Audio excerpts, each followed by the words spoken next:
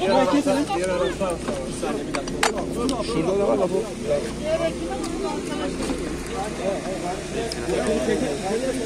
Murat ne yaptınız?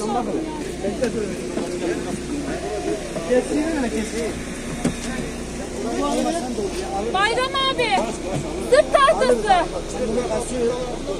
Sırt tahtası. Sedye nerede?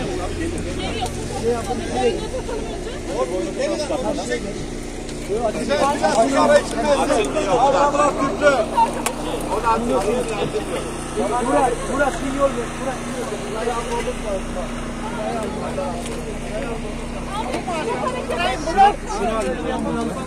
Bir kenarda duralım.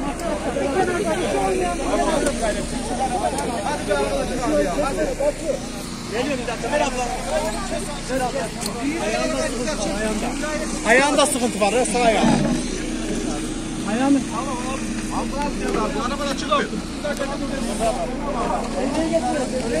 Bayram abi. Bayram abi tahtayı bana getir. Abi diğer ekipten al. Tahtayı buraya bir ver. Benim gidiyor. İşte.